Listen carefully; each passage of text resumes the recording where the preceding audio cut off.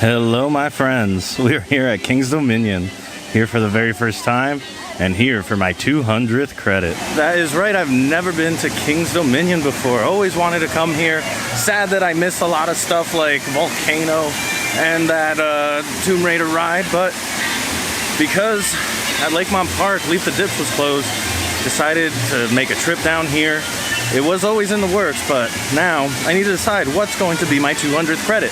And before recording, I did one of those random number generators to help me decide between I-305 or Twisted Timbers. And drum roll please. Twisted Timbers is going to be my 200th credit. I'm making a beeline for it right now, and then we'll explore the rest of the park. I invite you to come along, so let's get this started. Currently walking by the Eiffel Tower, which I don't know why this park and Kings Island chose Eiffel Towers. It's an interesting choice, but it is closed. There is some sort of ride that you can go on there to at least get like a bird's eye view of the park. Well, that looks heckin' beautiful. Down this way, there's a carousel. One of these towers, that's amazing. And then over this way, I believe is our destination. All right, ladies and gentlemen, here we go. Gonna jump in line. Look at that first drop. Wow, this is gonna be something special.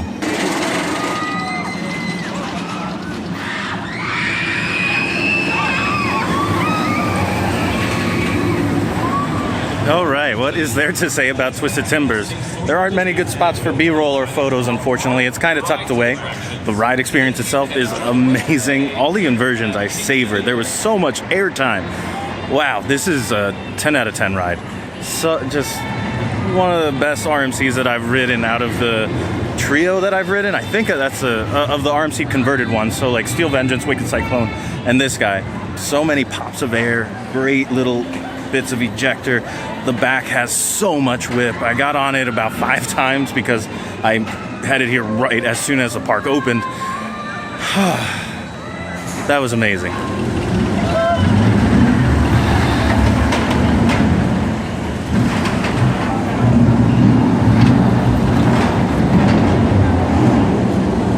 To come back here and look at this first drop because I've been on Mac Mouse rides before, or Wild Mouses before.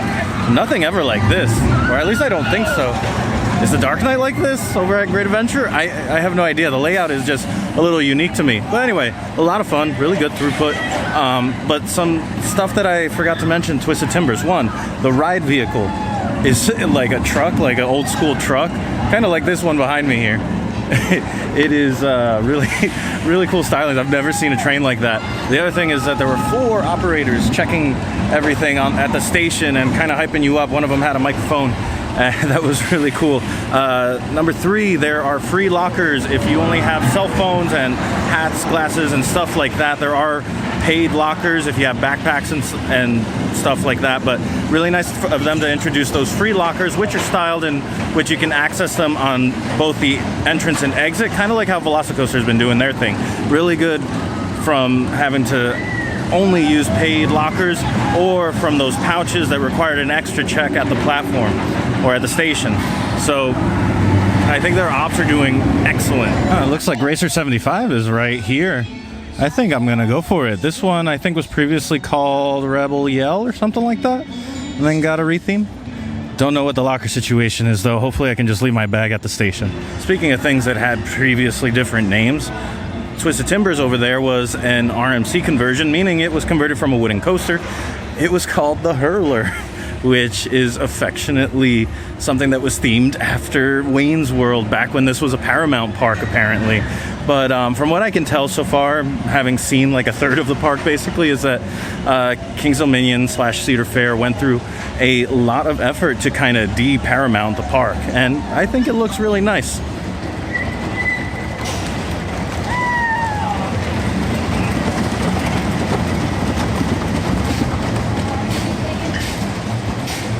Well, strangely enough, one train on a racer coaster.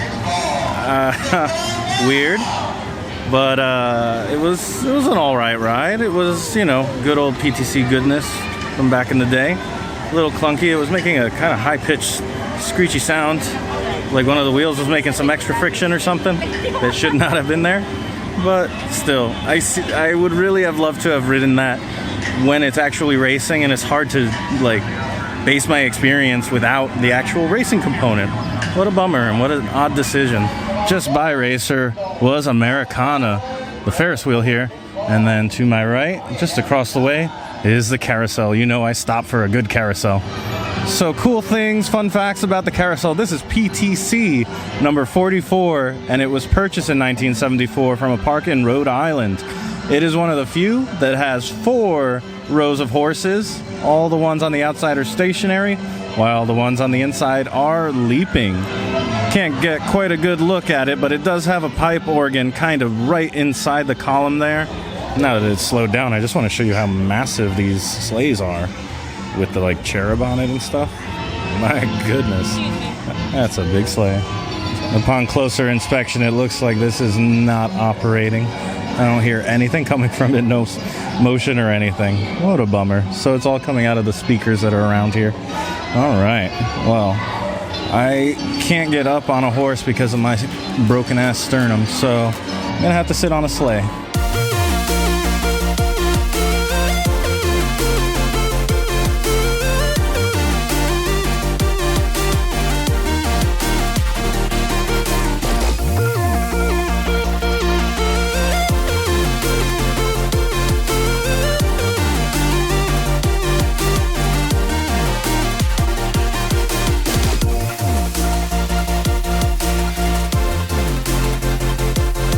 I think I found the entrance to our next stop here, but this over here, this sign really amused me. It says, "Welcome to Grizzly Gulch, population 12, 9 prospectors, 2 hand dogs, and 1 grizzly bear." All right, now where is the actual entrance? Is it down this way, or is it through the shop? I didn't see any sign indicating which one was which. So there's the proper sign right there for the entrance, and I'm just admiring the station and how it's kind of tucked back here in the style that it's in. Okay, I'm a little excited for this now. I know I've heard that it'll beat you up a little bit, like a proper grizzly will just straight maim you, so I don't know, but theming wise, this is nestled right in the woods and everything. I'm digging that.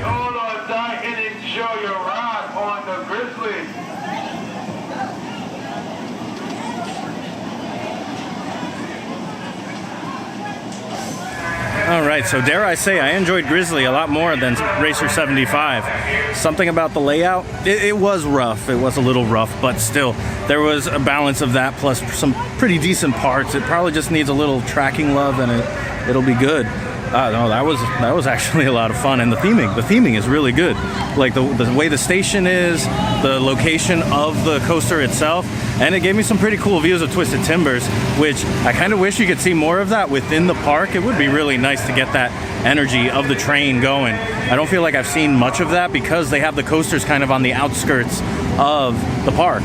So I've been told that I should check out these singing mushrooms, and apparently any minute now they will start their own little show. Hey guys, you're on. Well, this is one of those songs that you hear now and then. You don't know just where and you don't know just when. It's one of those songs that are over and then. It's one of those songs that start playing again. Yes, it's just one of those songs that you hear for a while, that come into fashion and go out of style. It's one of those songs that you think you forgot, but it's one of those songs you cannot.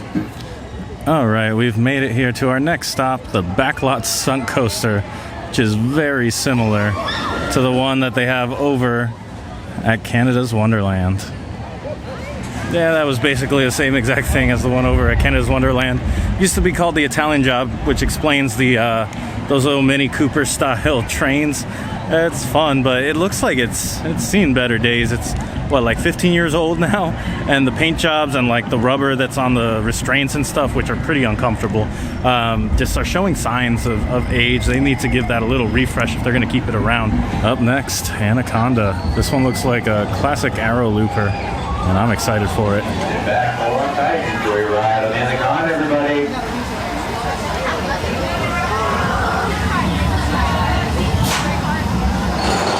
Just getting done with Anaconda. Forgive the quality of this B-roll. There are like no good views of it from what I could tell unless you were in the queue.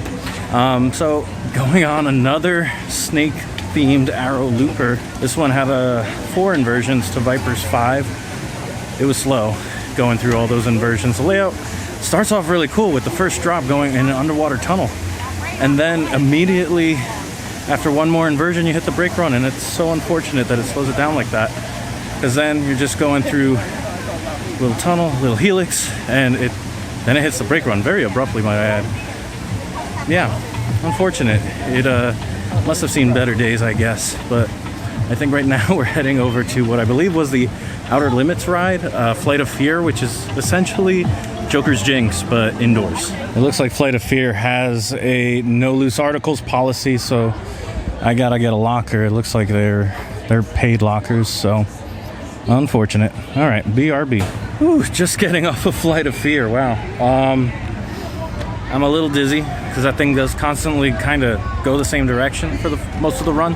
However, I don't remember there being like quite such a hard stop in the middle of it. Like, I don't remember Joker's Jinx having a big brake run. Didn't take my phone on there, so I didn't get any clips of the station, but the station was heavily themed and it was a lot of fun. The throughput seems a little on the low side, but all in all, it's nice to have an indoor coaster. That was a nice break from the sun. But I think next up, right behind me, Intimidator 305. I'm excited for this one. I kind of tried to sandwich all the other coasters in between Twisted Timbers and I-305. Now it's time.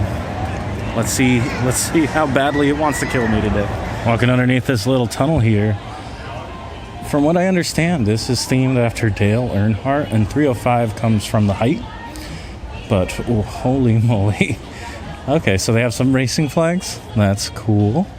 And from what I remember, there was like a replica car or something. I was told about this. I could check this out. Where is it? Sadly, I'm guessing the car was right here. Man, what a bummer. And here is the track. My gosh. At least this is one of those that B-roll won't be a problem. But as you can see, they did not opt for a chain. That thing goes up very fast. Looks like zippered pockets for phones and stuff is okay, but the backpack, I was told, has to go in a locker. So I'll see you in a second. I cannot wait for this ride. Let's go do this. Whew, I'm hyped. All right. Deep breaths. Deep breaths. Ha, got this. Well, holy moly. That was fast. I don't even know what the top speed was.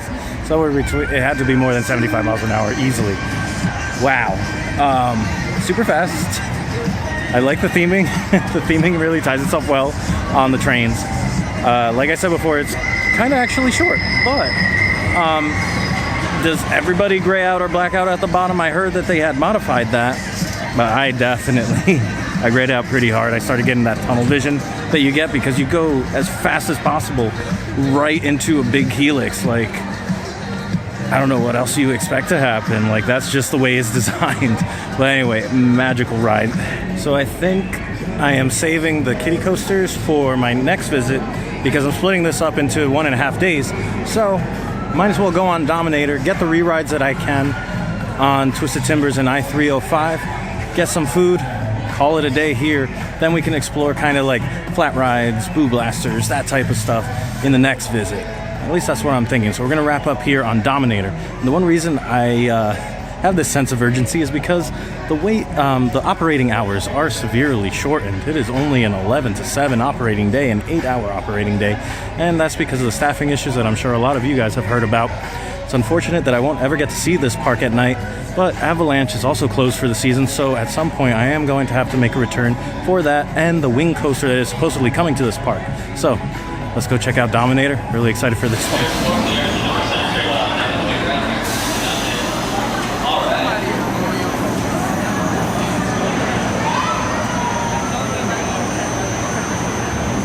Suffice to say, Dominator was pretty cool, even if it's a little rattly. Had a decent line too. I guess it's got that front of the park vibe to it. Everyone kind of goes to it like a magnet. But it's time for me to get some rides on Twisted Timbers and I-305. The park is only open for about an hour and a half more. So, with all that being said, thank you so much for watching. I'll see you next time. Hi, my name is Diamond. Hey, my name is Deja. Hey, my name is Kiera. Hey, my name is Kalaya. And we're making our own adventure.